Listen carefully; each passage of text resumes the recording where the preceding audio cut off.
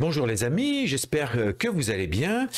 J'aimerais aujourd'hui qu'on reparle un petit peu des modèles de page, car il y a quelques petites nouveautés qui sont sorties il n'y a pas longtemps et suite à une question que Valérie m'a posée sur ma chaîne par rapport au fait de pouvoir mettre la date automatiquement lorsque l'on fait des tâches récurrentes, vous savez, avec les modèles, on va revoir ça ensemble, eh bien ça m'a incité à rejeter un petit coup d'œil dans les modèles et non seulement je vais répondre à sa question et comme ça pourrait aussi peut-être vous être utile à vous, mais en même temps je vais vous faire voir deux trois petites astuces que j'ai repérées entre-temps. Donc, allons tout de suite dans Notion. Voilà un petit peu le programme du jour. Bienvenue dans Notion. Je me suis fait mon petit récap. Ça reste toujours très très pratique.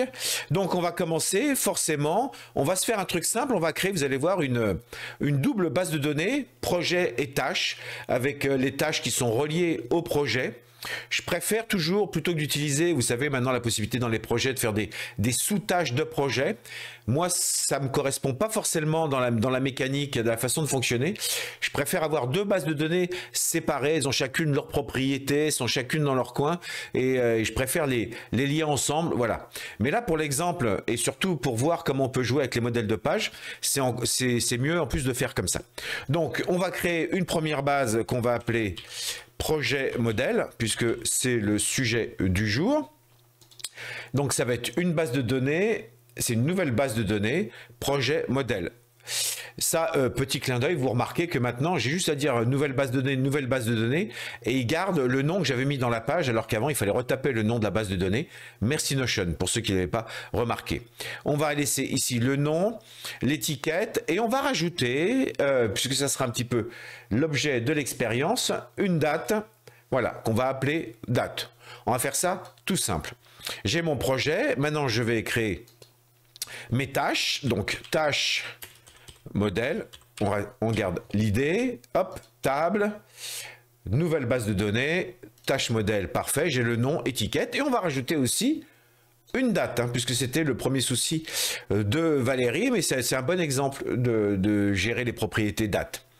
Et maintenant, il ne reste plus qu'à, si je retourne dans ma base projet, de faire un petit lien entre les deux. Donc maintenant, on va faire un champ relation, on va le relier avec tâche modèle, on va lui demander d'avoir le lien dans la deuxième base de données vers projet modèle pour pas que ça perturbe si jamais j'ai d'autres liens. On voit ici le lien qui va me créer. Dans tâche modèle, ça va être le lien tâche modèle vers projet modèle, et etc. C'est quand même bien fait maintenant. On visualise à peu près pas mal les liens entre les bases de données. On ajoute la relation, et voilà. Ce qui fait que là maintenant, ici, si je vais dans mon modèle, on va l'appeler test, on va être très original. Et si on l'ouvre, qu'est-ce qu'on a comme propriété? La date, la tâche. On va rajouter une propriété parce que vous allez voir où je veux en venir. Texte, ici on va dire que c'est attends, on va pas dire n'importe quoi, on va dire description. Par exemple, c'est du texte. Ensuite, on va rajouter, vous allez voir où je veux en venir, une petite sélection. Sélection, on va dire profil. Par exemple. On va rajouter quelques options, profil bas, profil moyen et profil haut. Voilà, ok, le but du jeu, c'est pas de faire... Voilà, mais comme ça, j'ai créé quelques étiquettes, bon, le test, comme ça, voilà. Donc, j'ai l'étiquette de base qui était déjà là, mais j'ai fait une date, j'ai une description, j'ai un profil, et j'ai mon lien vers mes tâches. Impeccable, voilà, j'ai 2, 3 champs, etc. Donc, mais maintenant, si je veux travailler sur... plusieurs projets et gagner du temps, je vais utiliser les modèles. Ça, c'est le plaisir du modèle. Donc, allons-y. Nouveau ici, et on peut, nouveau modèle, on va créer un modèle. Et donc, on est bien en train de créer un modèle dans projet modèle. Et donc ça, on va dire, on va l'appeler projet de base. Allez, projet de base, c'est mon modèle. Ah! Est-ce que vous avez remarqué déjà? Est-ce que vous avez remarqué? C'est une des premières choses que j'ai remarqué l'autre jour quand j'ai refait un modèle. Regardez, je vous laisse. Voilà. Est-ce que vous voyez ce qui s'est passé là? Pas dans ce que j'ai tapé, un projet de base, on s'en fout, mais qu'est-ce qui se passe? Il me semble pas qu'avant c'était le cas. Alors peut-être que j'avais vraiment jamais remarqué. Dites-moi, hein, c'est peut-être que je m'emballe pour rien, hein, mais j'avais jamais remarqué que là maintenant, par défaut, quand je crée un modèle, il me met déjà toutes les propriétés qui sont existantes, toutes les propriétés de base que j'avais déjà créées dans le modèle.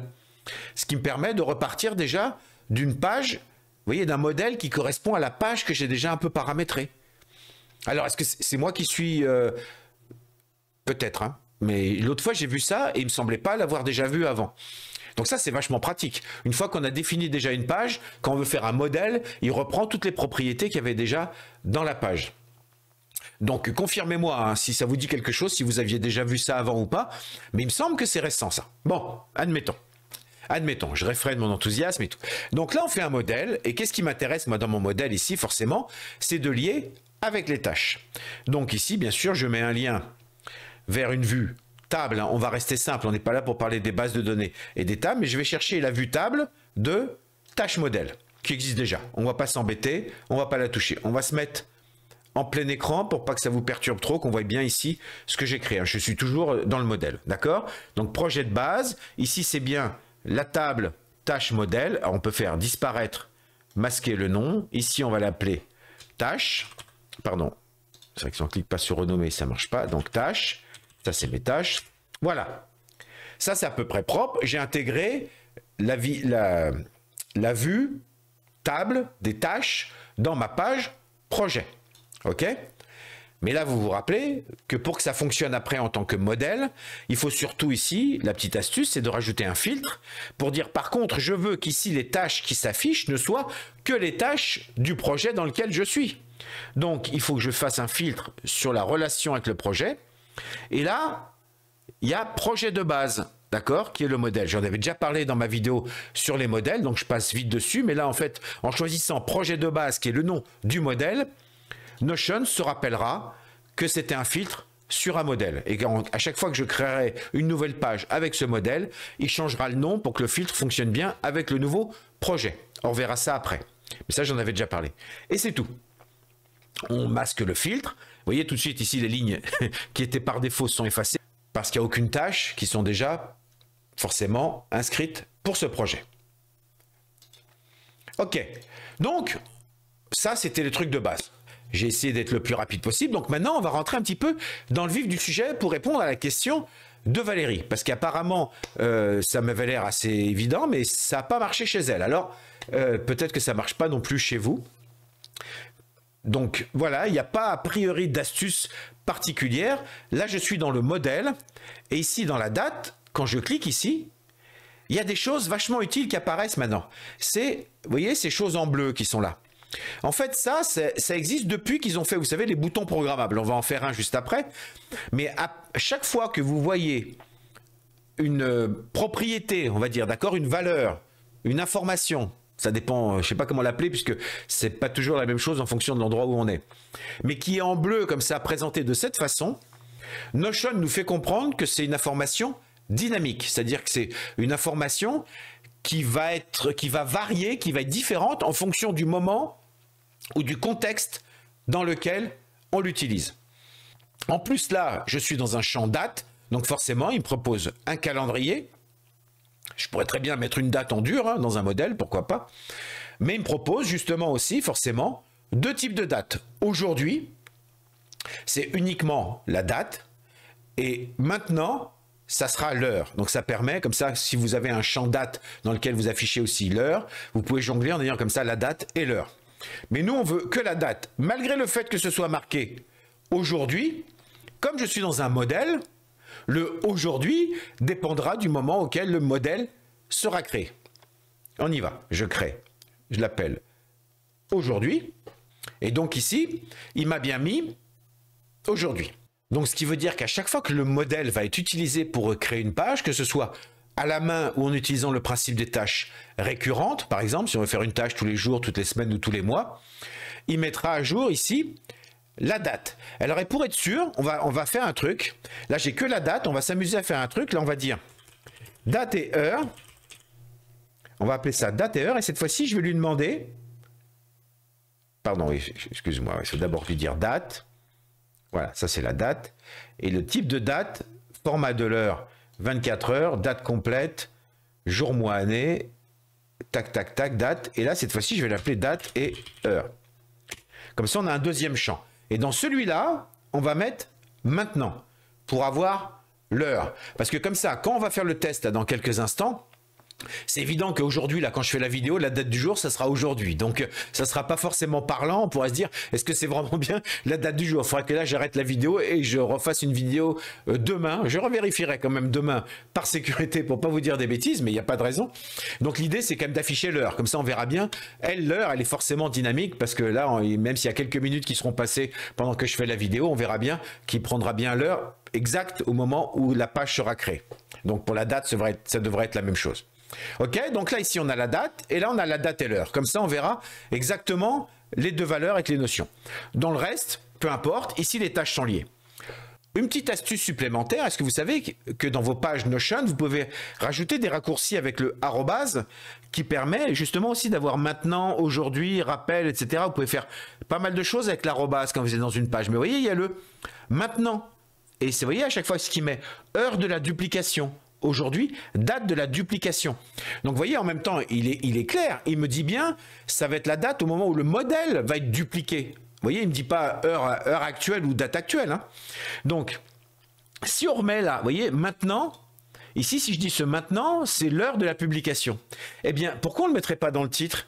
Puisque c'est un champ texte. Regardez, si je fais arrobase, et là, je vais dire maintenant. J'ai pensé à ça l'autre fois. Pourquoi pas aussi dans le titre mettre directement la date? Alors, elle apparaît sous forme de date, c'est un début d'astuce qui pourrait être intéressante. C'est pas forcément parlant parce que ça va pas changer le titre de façon suffisamment efficace, je trouve, quoi. Mais c'était rigolo à tester. On laisse le maintenant ici, peu importe. D'accord? Donc voilà, mon modèle est prêt. Alors, si je retourne dans mon projet modèle, d'accord? Donc on va d'abord créer une page à la main déjà. Alors, autre test. Donc là, je crée une page. On peut déjà saisir ce qu'on veut, mais je vous rappelle que quand on ouvre une nouvelle page dans Notion, qu'est-ce qui se passe?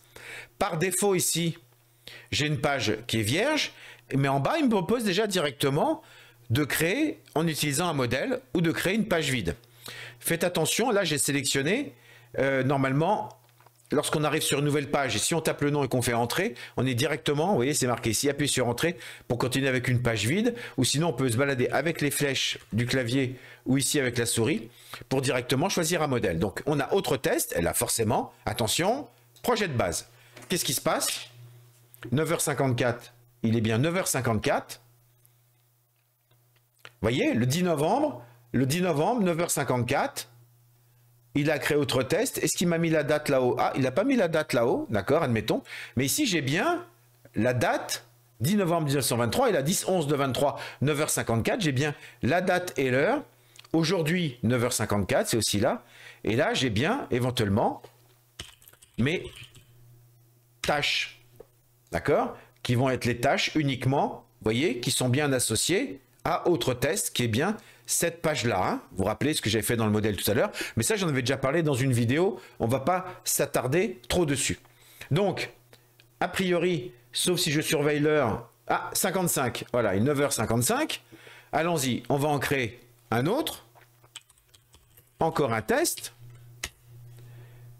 on l'ouvre, donc j'y vais avec la flèche, hop, entrée, tac, le 10-11, 9h55. Alors Valérie, normalement, ça fonctionne. Donc il suffirait maintenant de le mettre, le modèle projet de base, vous voyez, il s'appelle bien pourtant et maintenant. Alors projet de base répété tous les jours, tous les 1 jour, on va le faire commencer à 9h56. Comme ça, on va voir si ça fonctionne. Il va commencer à 9h56. 9h56, tous les jours, enregistré. Ok? Donc là, c'est programmé. Ce qui va me permettre, comme ça, de continuer à m'amuser avec. En attendant, tiens, on va voir comment ça fonctionne quand on joue avec pendant qu'il est programmé. Ok? Ah ben, ça y est, 9h56 déjà? Ah oui? Ah ben, il vient de le créer. J'ai même pas eu le temps de réagir. Et si on va le voir, vous voyez, il vient de le créer. Aujourd'hui, 9h56. En plus, là, sur le titre, c'est bien marqué. Et là, j'ai bien la date et l'heure, 9h56. Donc, CQFD. Voilà comment jouer avec les dates, que ce soit en le créant à la main ou avec une répétition, donc les tâches récurrentes. Voilà comment jouer, éventuellement rajouter la date et l'heure dans le titre ou même dans les propriétés d'un modèle. Pour finir, parce que pour une fois que c'était une vidéo courte, j'en profite pour aller un cran au-dessus pour juste vous faire voir à quel point maintenant les boutons programmables, c'est un vrai bonheur dans les modèles. Si je vais, où est-ce qu'il est, modifier mon modèle, je vais le remettre en pleine page. On voit bien que j'ai toujours mes infos en bleu, etc. Mais là, ici, dans les tâches, j'aimerais, justement, comme type de tâche, mon projet, admettons que je veux faire une vidéo, justement. Mais donc, je vais faire un bouton réalisation de la vidéo. Vous voyez, pour que ça aille très vite, pour dire, OK, pour ce projet, ça y est, la vidéo, elle a été faite, elle est validée. Pas compliqué. Slash bouton, on cherche le bouton programmable, automatisé. OK, qui va s'appeler nouvelle vidéo, d'accord? Et là, qu'est-ce qu'on fait? On veut ajouter une page A, donc on va ajouter une page, on va faire ça tout simple. La base de données, ça va être tâche modèle. Le nom, ça va être vidéo. Et on continue. Regardez, la date, qu'est-ce qu'on va dire? Et là, de nouveau, on a de nouveau ces champs bleus. La date, on va dire aujourd'hui. Comme ça, on sait que c'est une vidéo qu'on a créée aujourd'hui. Et bien sûr, attention, il faut bien l'associer toujours à la page dans laquelle on est. Donc, il faut dire que le lien avec les projets sera, et là de nouveau, un lien en bleu. Et là, c'est génial, vous voyez, cette page. Donc, cette page, c'est-à-dire la page actuelle, qui est donc la page créée. Là, c'est la page du modèle, il s'en fout, lui. Mais dès qu'on va créer une nouvelle page, cette nouvelle page, ça sera cette page. Et donc ça, c'est génial. Vous voyez, là, sur le coup, pour le coup, il ne faut pas choisir projet de base, hein, comme on avait fait pour filtrer les tâches. Là, on a bien ce champ en bleu paramétrable, donc cette page. Et voilà. Donc, à chaque fois que je vais cliquer sur nouvelle vidéo, il va me créer ici une tâche qui va s'appeler vidéo à la date du jour et qui sera liée avec la page sur laquelle j'aurai créé. Attention, terminé. Voilà, le bouton existe, on retourne là, tac, lui il m'a créé, on va recréer encore une dernière page. On y va dessus, qu'est-ce qu'il y a? Ah ben on a notre modèle, on utilise le modèle. Let's go, qu'est-ce qu'on a? On a un peu tout, on a encore les dates, les machins, impeccable, mais cette fois-ci on a notre super bouton magique. Et regardez bien, abracadabra, tac. Je clique dessus, qu'est-ce que j'ai? J'ai bien vidéo, j'ai bien la date du jour et j'ai bien le lien avec cette page-là. Une dernière page, c'est bien avec ce lien qui est relié la tâche. Donc moi j'ai fait ça par exemple, vous voyez, quand je veux faire des posts, des publications, Instagram, Facebook, YouTube, site internet, newsletter, etc.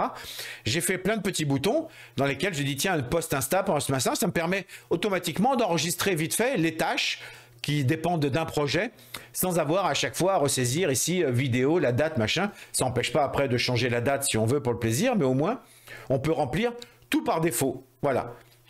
Voilà une autre façon d'avoir un peu la date dynamique tout en ayant la page dynamique. Voilà les amis, une vidéo pas trop longue pour une fois sur un sujet intéressant. Il y avait à mon avis, deux, trois subtilités qui étaient intéressantes à revoir. En tout cas, ça m'a été réclamé. Donc encore merci à vous Valérie de m'avoir posé cette question, d'avoir lancé le débat, ce qui a permis de faire cette vidéo. J'espère qu'elle sera utile à d'autres.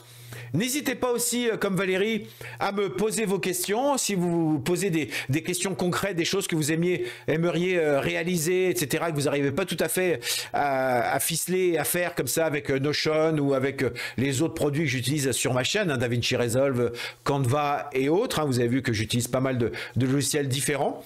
Donc, n'hésitez pas à me soumettre comme ça une problématique, un cas concret, parce que je trouve ça vachement stimulant intellectuellement. C'est vachement intéressant de faire une vidéo qui répond à un besoin concret parce que ça vous dépanne vous et en plus ça peut être utile à d'autres. Donc voilà, comme d'habitude, si vous venez de me découvrir, vous avez un petit abonnement, ça fait toujours plaisir. Un petit like, ça fait encore plus plaisir. Un petit mot gentil, ça fait encore plus plaisir. Ou si juste vous passez par là, ça fait déjà plaisir de toute façon. Donc voilà, en attendant d'avoir le plaisir d'échanger encore prochainement avec vous, je vous souhaite le meilleur et je vous dis à très bientôt.